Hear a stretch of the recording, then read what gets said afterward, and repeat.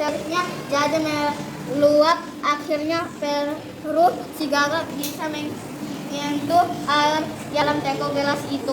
Berhasil si Gaga menari dengan riangnya ke dalam air yang keluar dan mulai meminumnya. Oh, betapa segarnya air ini. Untuk Gaga lega tak mau mencoba dengan berusaha cerdas pada segala sesuatu susah. Pasti kita akan berhasil menikmati hasil dari perjuangan kita seperti itu. Tanya ya teman-teman, kita harus apa teman-teman? Terus cerdas, berusaha.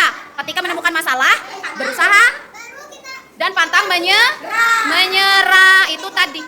Iya, itu tadi pesannya ya teman-teman. Say thank you first. Thank you. Thank you, Fer. You're welcome.